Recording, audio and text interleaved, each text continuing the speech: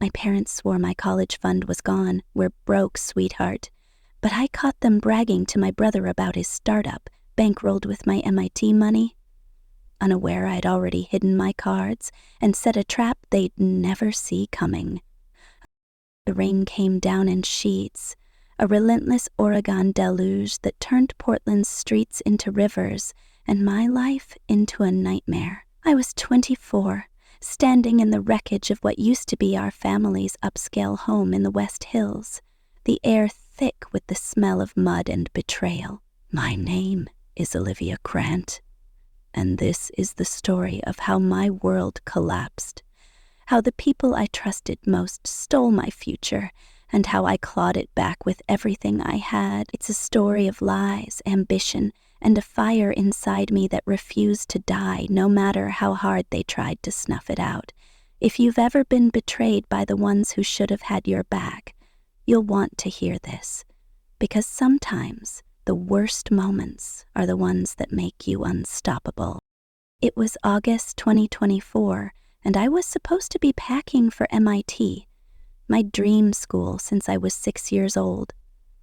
I'd grown up in Portland's tech elite, the daughter of David Grant, a vice president at a software giant, and Karen, a PR consultant who spun corporate disasters into gold. They'd always painted me as their golden child, the girl who'd code her way to Silicon Valley stardom. At 11, I built my first website, a clunky little thing for a local bookstore that earned me $200.00 and a glowing write-up in the Portland Tribune. By 15, I was winning national coding competitions, shaking hands with tech CEOs at my parents' industry galas while they beamed with pride. "That's our Olivia," my dad would say, his arm around me, his voice loud enough to carry over the clink of champagne glasses. "She's gonna change the world." I believed him. I believed every word. The college fund was the cornerstone of that belief. When I was 6, my mom sat me down at our polished oak dining table, a folder of bank statements spread out like a treasure map. "This is for you, Liv," she'd said, her eyes soft with promise.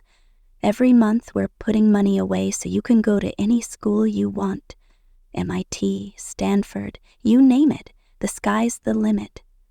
That folder became my talisman, a tangible symbol of their faith in me. I'd check it obsessively, watching the balance climb. $50,000, 0 cents by middle school. $100,000, 0 cents by high school. $250,000, 0 cents by the time I got my MIT acceptance letter. It wasn't enough to cover 4 years at a place like MIT, but with scholarships and some part-time work, it was my ticket to the future I'd worked my whole life for. I was a kid who thrived on order, the kind who organized her code like a librarian sorts books, clean, precise, flawless. While other teens were sneaking beers or scrolling TikTok, I was up until 2 a.m. debugging apps or studying for AP exams to keep my 4 GPA pristine. I led the robotics club, won hackathons, and volunteered at a STEM camp for underprivileged kids, all while dreaming of MIT's computer engineering program. Their AI and blockchain research was my obsession, the perfect playground for my love of decentralized systems. I'd already connected with a professor, Dr. Elena Torres, whose work on secure blockchain protocols felt like it was written just for me. When my acceptance letter arrived, I screamed so loud our neighbors thought someone was hurt. My parents took me to the fanciest restaurant in Portland, clinking glasses of sparkling cider. "To Olivia," my mom toasted, her voice thick with emotion. "MIT won't know what hit him." But then the flood came. It wasn't just water that tore through our home. It was the truth, cold and brutal, that swept away everything I thought I knew about my family. It was a week before I was supposed to move to Cambridge, Massachusetts, and Portland was drowning under a freak storm. The Willamette River overflowed, and our house, perched on a hill we thought was safe, took the brunt of a mudslide. I was in my room, packing my laptop and textbooks, when the ground shook, and water started seeping under the door. By the time we evacuated, half the first floor was ruined. Furniture floating, family photos curling in the muck. We took shelter at a hotel, my parents' faces grim as they whispered about insurance and repairs. I thought that was the worst of it. I was wrong. The next day, in a sterile hotel conference room, my parents called a family meeting. My dad stood by the window, his suit rumpled, his eyes avoiding mine. My mom sat stiffly, her hands twisting a tissue into knots. My brother Ethan, 2 years younger, and always the golden boy despite his screw-ups, slouched in a chair, scrolling his phone with that infuriating smirk of his. "Put it down, Ethan," my dad snapped, his voice sharper than I'd ever heard. Ethan rolled his eyes but complied. I sat across from them, my stomach churning. Something was wrong. Really wrong. "Olivia, honey," my dad began, his voice low and heavy. "There's no easy way to say this. The college fund, it's gone." The room tilted, the words hitting me like a punch to the chest. "Gone," I echoed, my voice barely a whisper. "What do you mean, gone?" My mom jumped in, her words tumbling out too fast. "We lost it in the stock market crash last month." "A bad investment. We thought we could double it before you started MIT, but it's all gone." My dad nodded, spreading his hands helplessly. "It was a tech stock, a sure thing, or so we thought. The market tanked and the fund... It's empty. All $250,000. 0 cents. I couldn't breathe. That fund was my lifeline, my proof that all those sleepless nights, all those sacrifices were worth it. I'd built my entire future around it. "All of it?" I asked, my voice shaking. "Every penny?" My mom nodded, tears spilling down her cheeks. "We're so sorry, Liv. We were trying to make things better for you." I looked at Ethan, expecting him to be as shocked as I was, but he was staring at the floor, his face unreadable. That was my first clue. If this was news to him, why wasn't he freaking out? Why wasn't he asking questions? "When did you find out?" I demanded, fighting to keep my voice steady. 3 weeks ago, my dad admitted, his eyes still dodging mine. "We didn't want to tell you until we had a plan." 3 weeks. They'd known for 3 weeks, while I was picking out dorm sheets and emailing my MIT roommate about our shared mini-fridge. "And you're telling me now, a week before I'm supposed to move?" I asked, my voice rising. "We were hoping for a miracle," my mom said weakly. "Maybe the bank would recover something, or MIT would offer more aid." My mind was racing, already in problem-solving mode. "Okay, so we'll get loans, I'll work more hours, apply for more scholarships." "Olivia," my dad interrupted, his tone firm. "MIT isn't happening. Not now. It's $85,000, 0 cents a year. Even with loans, you'd be drowning in debt." He leaned forward, his face all business. "Be realistic. Oregon State has a solid engineering program. You could live at home, save money." I stared at him, my heart pounding. Oregon State? After all those years of promises, all my work, they wanted me to give up MIT? "This can't be happening," I whispered, more to myself than to them. Ethan finally spoke, his voice dripping with indifference. "It's just a school, Liv. Not the end of the world." I turned on him, my anger flaring. "Easy for you to say, Ethan. You don't even want college. You're too busy finding yourself on your gap year." His smirk faltered, but my mom jumped in. "That's not fair, Olivia. Ethan has his own path." Her defense of him stung, especially as I noticed the new gaming rig in the hotel room's corner. $2,000, 0 cents worth of tech that hadn't been there last month. "Yeah," I snapped, "and apparently his path gets funded no matter what." "Enough," my dad said, his voice cutting through the tension. "We're all upset, but this isn't helping. We need to be practical." Practical. The word felt like a slap. I stood, my hands trembling. "I need time to think," I said, heading for the door. "Take all the time you need," my mom called after me, her voice desperate. "Just be realistic, okay?" That night, I didn't sleep. I sat in the hotel's dim lounge, my laptop open, researching every financial option I could find.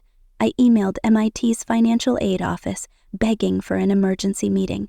I applied for last-minute scholarships, calculated loan budgets, and mapped out a brutal work schedule. By dawn, I had a plan. Barely. I'd go to MIT, but it'd mean maxed-out loans, 20-hour work weeks, and a life of ramen and second-hand clothes. The financial aid officer was kind but blunt. They could bump my scholarship by $5,000, 0 cents, but I'd still need $60,000, 0 cents a year in loans. My parents' reaction to my plan was off. Instead of cheering my grit, they seemed irritated. "You're being stubborn," my dad said, shaking his head at my spreadsheet of loan projections. "This is how people end up buried in debt." The irony wasn't lost on me. Coming from the man who'd supposedly lost my entire fund on a risky stock bet.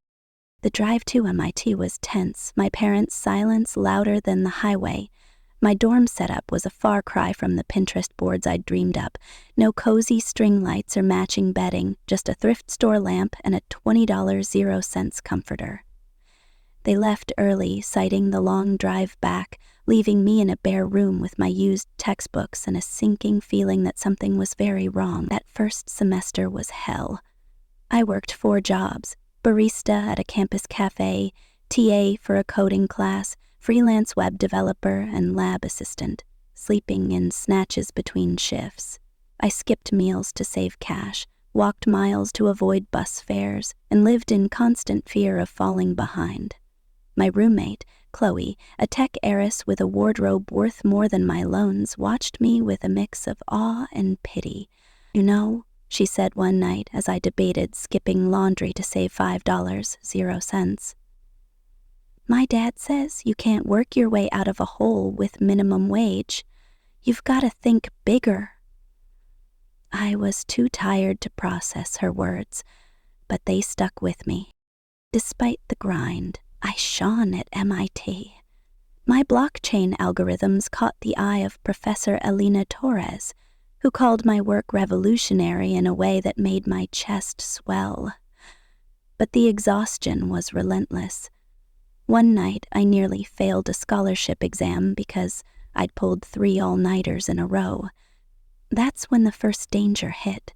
I'd started digging into the stock market crash my parents blamed for losing the fund. I was no finance expert, but their story didn't add up. Tech stocks hadn't crashed that badly in 2024. I ran a few searches, cross-referencing their bank's investment records through a shady back door I'd found in a coding forum. Big mistake. Within hours, my laptop was hit with a ransomware attack. My MIT project files locked behind a demand for $1,000, 0 cents in Bitcoin. "Stop digging or it gets worse," the message read. My heart raced as I realized someone, maybe my parents, maybe someone they knew, was watching me. I managed to restore my files from a backup drive, but the incident shook me. Still, I pressed on, determined to get to MIT and stay there. To cover tuition, I'd taken out a private loan from a guy named Vince, a slick-talking lender I found through a sketchy online ad. That was my second mistake. A week after I missed a $500, 0 cents payment because my barista job shorted my hours, Vince called, his voice cold. "You miss another payment, Olivia, and you won't like what happens next. I know where you live." The threat hung over me like a storm cloud, making every late-night walk home a paranoia-fueled nightmare. Then came the second danger. One night, as I biked back from the library at 2 a.m., a black SUV swerved toward me, its headlights blinding. I veered into a ditch, scraping my knee bloody as the car sped off. It could have been an accident, but the timing felt too precise, too deliberate. Was it Vince? Someone connected to my parents? I didn't know, but I started carrying pepper spray and checking over my shoulder constantly. Christmas break brought me back to Portland, and that's when the pieces started falling into place. Our family home was still under repair, but my parents had rented a sleek new condo downtown, complete with a view of the river. My dad sported a new smartwatch, and Ethan rolled up on a custom Harley-Davidson, its chrome gleaming like a middle finger to their "we're broke" story. "Nice bike," I said, keeping my tone neutral. When'd you get it?" Ethan shrugged, his grin cocky. "Couple months ago. Gotta treat myself sometimes, you know." I nodded, but my mind was screaming, treat himself? With what money?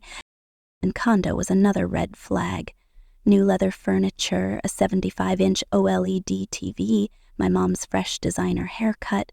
This wasn't a family in financial ruin. That night I couldn't sleep, the pieces of their lie clicking together. I waited until everyone was asleep, then crept to my dad's laptop, which he'd left open in the study. I'm not proud of it, but desperation makes you do things you never imagined. I hacked into their cloud storage, basic password cracking, nothing fancy, and found the smoking gun. Bank statements showing $250,000, 0 cents, transferred from my college fund to a new account labeled Chain Vault LLC. Ethan's blockchain startup. My stomach dropped as I scrolled through emails where Ethan bragged to a friend about legislating Liv's nerd money for his Game Changer app. My parents had signed off on it, their replies full of praise for his visionary hustle. I was shaking with rage, but I kept going, downloading everything, transfers, chats, even a voice memo where my mom said, "Olivia can take out loans like everyone else. Ethan's the one with real potential." I saved it all to an encrypted drive, my hands trembling. That's when the third danger struck. As I closed the laptop, I heard footsteps. My heart stopped as a shadow moved outside the study window. A man watching me. Froze, clutching my phone, ready to dial 911.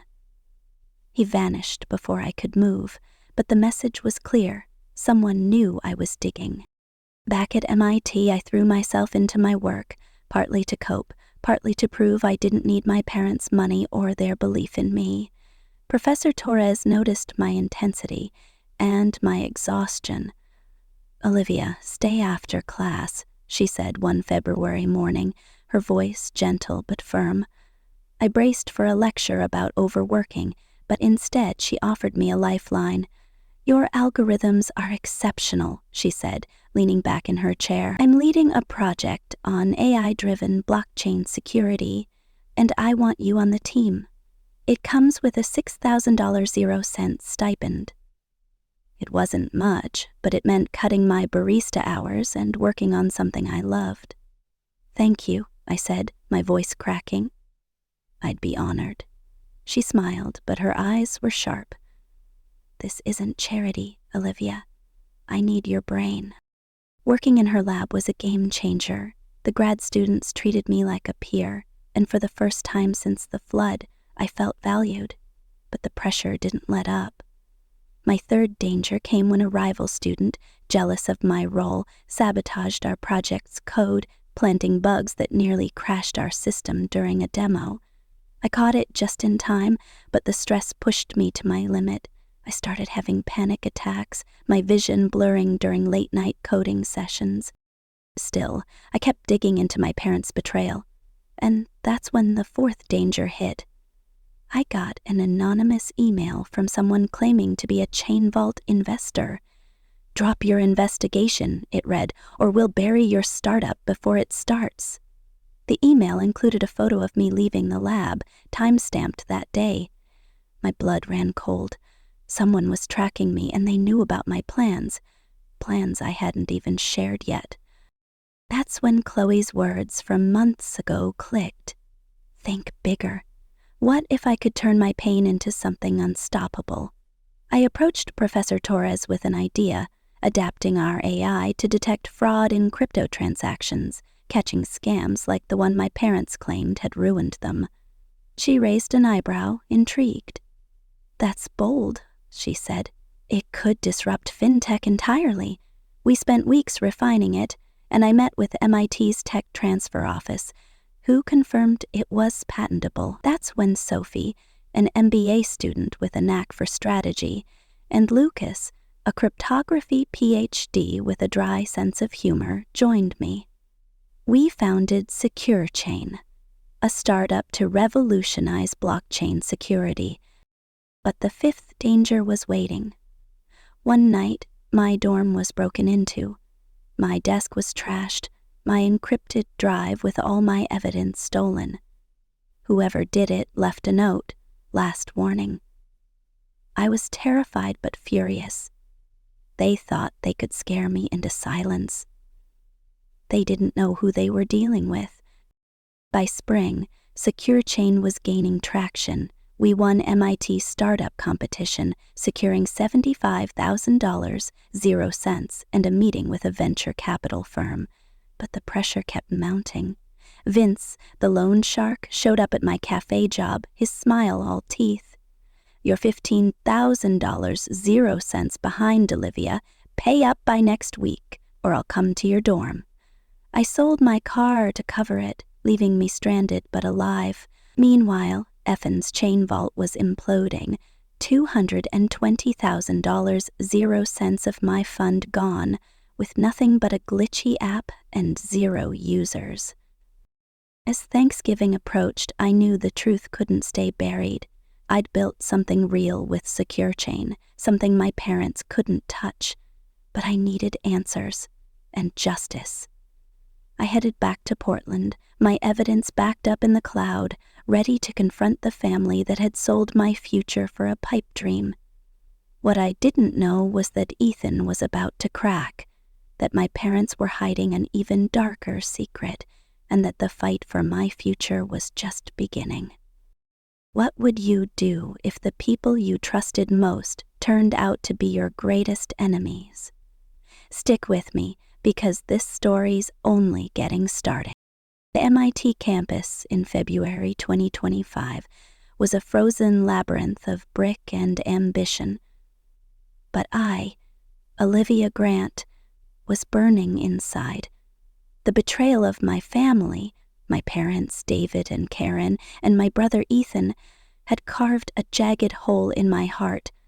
But I was done letting it bleed me dry. They'd stolen my $250,000 0 cents college fund to bankroll Ethan's doomed blockchain startup chain vault, leaving me to scrape by at MIT with loans, 4 jobs, and a target on my back. I'd uncovered their lies over Christmas break, hacking their cloud storage to find bank transfers and emails that proved they'd sacrificed my future for Ethan's pipe dream. But the dangers were mounting. A ransomware attack on my laptop, a near hit by a black SUV, a shadowy figure stalking me, and now a creeping fear that they knew I was onto them. I was 24, exhausted and out of options. But I wasn't out of fight. This is the story of how I turned their betrayal into my rocket fuel, how I built an empire from their ashes, and how I learned that the deepest wounds can forge the sharpest blades. If you've ever been backed into a corner by the people you trusted most, stick with me, because this fight was just getting started. The spring semester hit like a freight train. I was juggling 18 credits, 4 jobs, and a secret mission to expose my family's fraud, all while dodging threats that seemed to close in tighter every day. My dorm room, a cramped single in East Campus, was my war room. Walls plastered with sticky notes mapping bank transfers, encrypted chats, and Ethan's smug emails about relocating Liv's nerd money. I'd backed up my evidence to a cloud server, paranoid after the ransomware attack that nearly wiped my MIT projects. But paranoia was becoming my default state. Every creak in the hallway, every stranger lingering too long outside the lab, sent my pulse racing. Was it Vince, the loan shark I owed $15,000, 0 cents? Was it someone my parents had hired? Or was I just losing my mind under the weight of it all? The third danger hit without warning. I was in the library at 3 a.m., hunched over my laptop, cross-referencing Chain Vault's public filings when my phone buzzed with a Google alert. My name, Olivia Grant, was trending on a sketchy dark web forum. I clicked the link, my stomach dropping as I saw my personal data spilled like digital blood: social security number, bank account details, MIT student ID, even my dorm address. "Free for the taking," the post read, tagged with a winking emoji. Identity theft was now the least of my worries. Someone had painted a target on me, and the post hinted at a client who wanted her silenced. I slammed my laptop shut, my hands shaking. Had my parents stooped this low, hiring a rogue hacker to scare me off? Or was this Ethan, covering his tracks? I didn't know, but I wasn't safe anymore. I reported the leak to MIT's IT security team, who locked down my accounts, but the damage was done. My bank froze my checking account after a flurry of fraudulent charges, leaving me with $12.00 in cash and a maxed-out credit card. I spent the next day changing passwords, filing police reports, and begging my barista boss for an advance to cover groceries. "You look like hell, Olivia," my roommate Chloe said that night, tossing me a granola bar from her stash. "What's going on?" I wanted to tell her about the betrayal, the threats, the hacker, but the words stuck in my throat. Trust was a luxury I couldn't afford anymore. The next morning, Professor Elena Torres called me into her office. I braced for bad news, expecting her to drop me from her AI-driven blockchain security project for missing a deadline during my identity theft chaos. Instead, she leaned across her desk, her dark eyes searching mine. "Olivia, you're one of the sharpest students I've ever taught," she said, her voice steady. "Apologies could change the game for blockchain security. I want you on my research team, $6,000, 0-cent stipend for the semester." I blinked, stunned. The stipend wasn't life-changing, but it meant cutting my tutoring hours and focusing on work that mattered. More than that, her belief in me was a lifeline, a reminder that I wasn't just the girl my family had discarded. "Thank you," I said, my voice thick. "I won't let you down." Alina wasn't done. As I stood to leave, she fixed me with a look that saw right through my exhaustion. "I don't know what's eating you, Olivia, but I've seen that fire before. You've got two choices. Let it destroy you, or let it forge you into something unstoppable. Which is it gonna be?" Her words hit like a spark on dry tinder. I'd been reacting, scrambling, surviving, raging, but I hadn't been building. What if I could turn this betrayal into something bigger than their lies? What if I could prove them wrong, not just with words, but with a legacy they couldn't touch? I left her office with a new resolve, the seed of an idea taking root. That idea bloomed in the lab, where I spent every spare hour working on Elena's project. Our goal was to use AI to secure blockchain networks, spotting vulnerabilities before hackers could exploit them. But as I pored over transaction data, I saw a bigger opportunity: real-time fraud detection for cryptocurrency trades. The crypto world was a wild west of scams, Ponzi schemes, pump and dumps, fake exchanges, and my parents' supposed stock market crash excuse smelled like one of them. What if I could build an AI that caught those scams in milliseconds, protecting people from the kind of betrayal I'd suffered?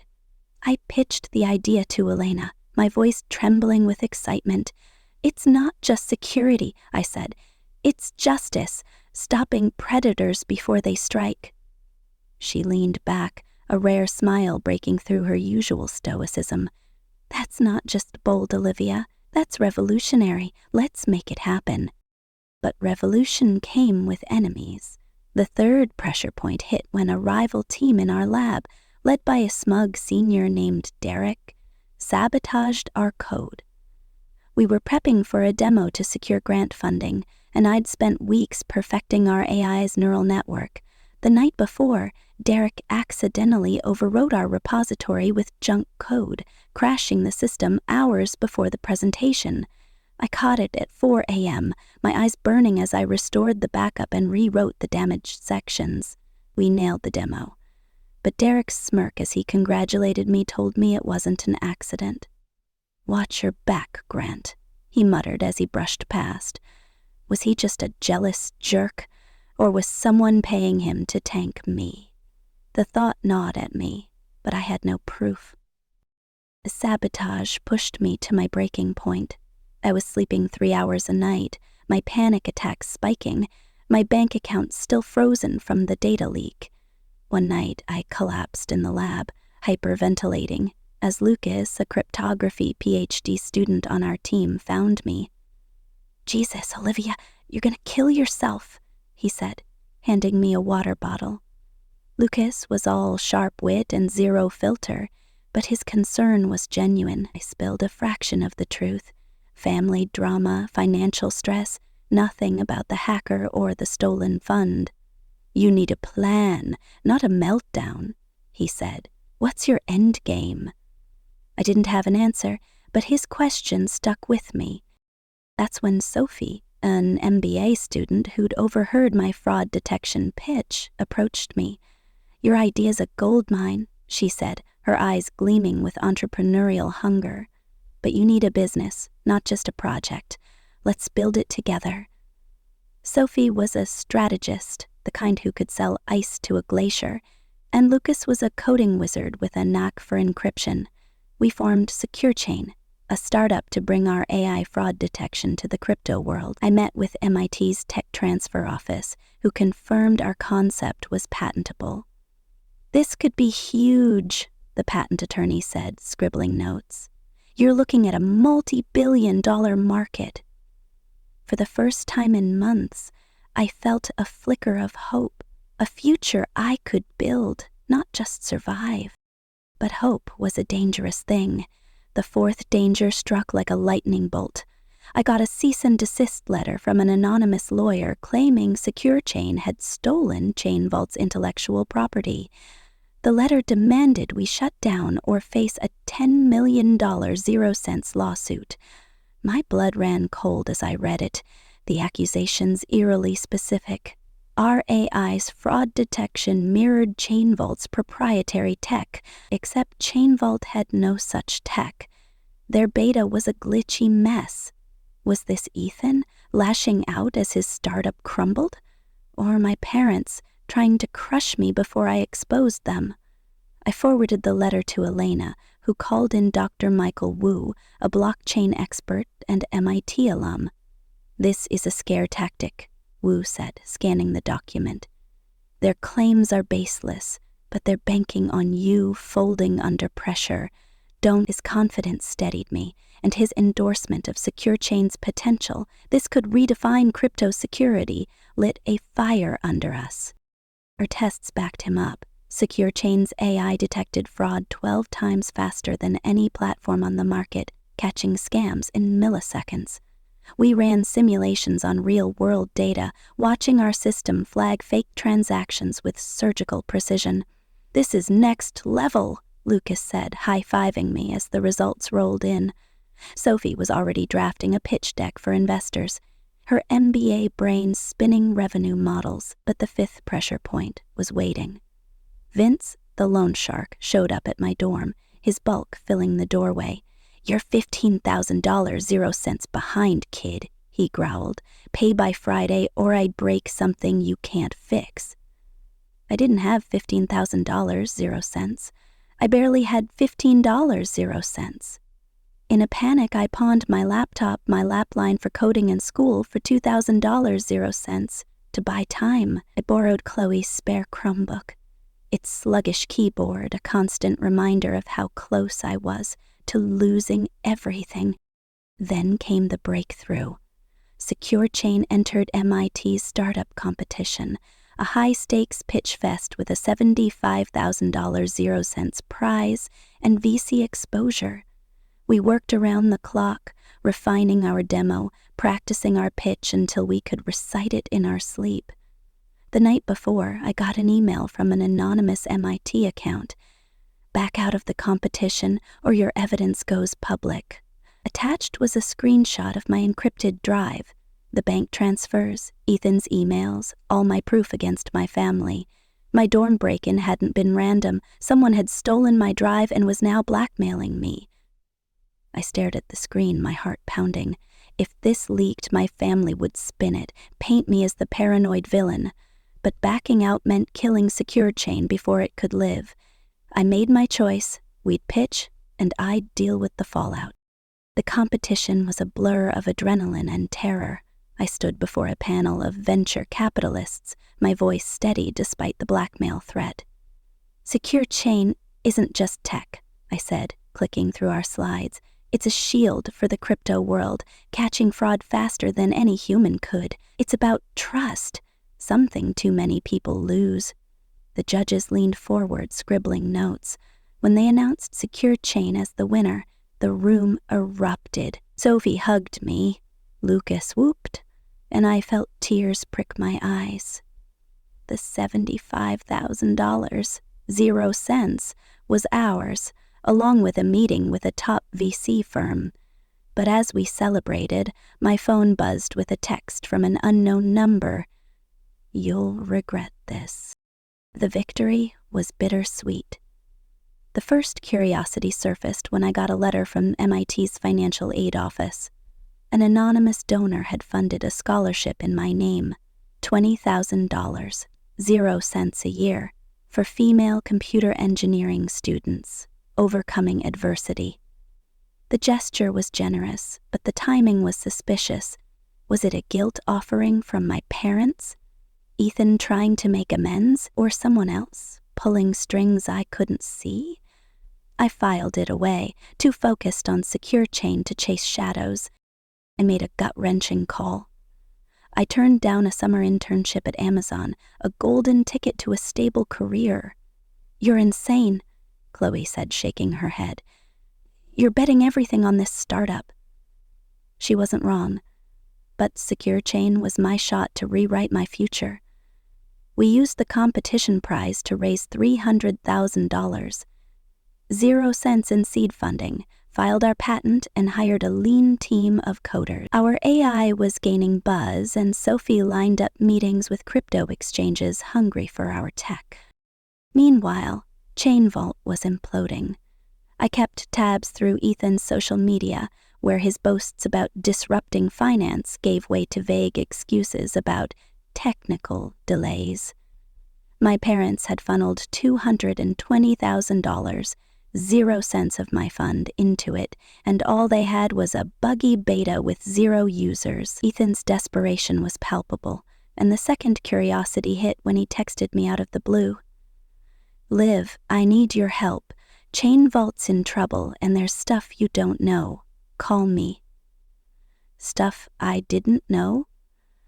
The cryptic plea set off alarms, but I didn't respond. Not yet. The fifth danger was the worst yet. My dorm was ransacked while I was at the lab, my desk torn apart, my backup drive gone. A note was pinned to my pillow, last chance to stop. I moved to a friend's couch, my nerves frayed, my sleep non-existent. Whoever was behind this, my parents, Ethan, or their shady investors, wasn't playing anymore. But neither was I. Secure Chain landed a $1,500,000 0 cents licensing deal with a major crypto exchange, their execs floored by our AI speed. This is the future, their CTO said, shaking my hand. The deal gave us breathing room, but the fifth pressure point loomed. A leaked report hit the tech blogs, accusing Chain Vault of fraud. The feds were sniffing around, and my parents' names were in the headline. Had Ethan's stuff you don't know been a warning about this? I proposed a dual strategy for Secure Chain: license our tech to exchanges for quick cash, while building a consumer app to prevent crypto scams. Sophie crunched the numbers, projecting $10 million 0 cents in revenue by 2026. Lucas optimized the app's encryption, making it unhackable. By junior year, Secure Chain was valued at $6 million, 0 cents. I'd gone from ramen dinners to a future where I could breathe, maybe even thrive. Thanksgiving 2025 was the tipping point. I returned to Portland, my evidence locked in a new cloud vault, ready to face my family. The condo was tense, my parents' smiles forced, Ethan's eyes bloodshot. Dinner was a farce. Small talk about neighbors, my dad checking his phone every 5 minutes. Then Ethan snapped. "This is bullshit," he said, slamming his fork down. "Chain Vault's dead, and you know why." My dad's face darkened. "Not now, Ethan." But Ethan kept going, his voice raw. "They took your college fund, Liv. All $250,000. 0 cents for my stupid app. And it's gone. $220,000. 0 cents. Poof." My mom burst into tears. My dad shouted at Ethan to shut up, but I stayed calm, my heart pounding with cold clarity. "I know," I said, my voice cutting through the chaos. They froze, staring at me. "I've known since Christmas. I found the transfers, the emails, your voice memo about how I could take loans like everyone else. I have it all." My dad's face drained of color. "Olivia, we can explain." "No need," I interrupted, pulling out my phone to show a Secure Chain demo video. "While you were betting on Ethan, I built this. Secure Chain, an AI that stops crypto fraud. We just signed a $1,500,000 0 cents deal, and we're worth $6 million 0 cents. I did that without your money, without your trust." Their stunned silence was sweeter than any apology. I laid out my terms. $5 million, 0 cents in restitution, or I'd leak their fraud to every tech outlet in the country. "You can't be serious," my dad sputtered. "That's blackmail." "No," I said, leaning forward. "That's consequences." The third curiosity surfaced when I found a hidden USB drive in my old bedroom, labeled Family Contingency. I didn't dare plug it in, not yet, but its existence screamed secret. What were they hiding? My parents caved, signing a $250,000 0 cent settlement, terrified of a scandal torching their tech world status. Ethan broke down, admitting my dad had pressured him into Chain Vault, revealing David's history of shady investments, failed startups, offshore accounts, whispers of embezzlement. "I didn't know how deep it went," Ethan said, his voice hollow. I wasn't ready to forgive, but his confession cracked the door to something human. The fourth curiosity hit when a rival startup offered to buy Secure Chain for $1 million, a laughably low price for a $6 million 0 cents company. Their CEO's name rang a bell, a former colleague of my dad's. Was this another attempt to sabotage me? I declined, but the offer lingered like a bad omen. Secure Chain's app launched in spring 2026, gaining 50,000 users in 3 months, outpacing every competitor. The fifth curiosity came in a tearful call from my mom. "There's more you don't know, Olivia," she sobbed. "It wasn't just the fund." She hung up before I could press her, leaving me with a gnawing dread. I graduated MIT in May 2027, my loans paid off, my future secure. Secure Chain was acquired for $35 million 0 cents by a global fintech giant, my share enough to buy a loft in Boston and fund the Rise Again scholarship for students betrayed by their families.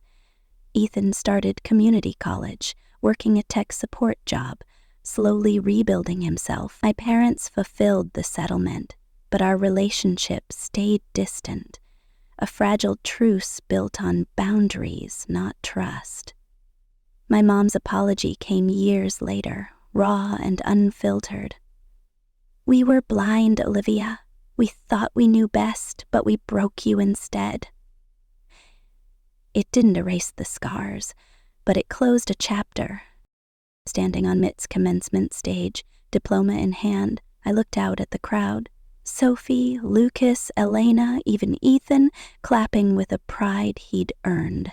The flood that had shattered my world had also washed away my illusions, leaving me raw but resilient. My family's betrayal wasn't the end. It was the spark that ignited a life I'd never dared dream. The USB drive, still unopened, sat in my safe, a final mystery I'd face when I was ready. For now, I'd built something unbreakable. Secure chain, my scholarship, myself. If you're fighting a betrayal, know this: their lies don't define you. Your fight does. What's the secret you're carrying? The one that could change everything? I'd love to hear it, because sometimes the darkest codes are the ones that unlock your greatest power.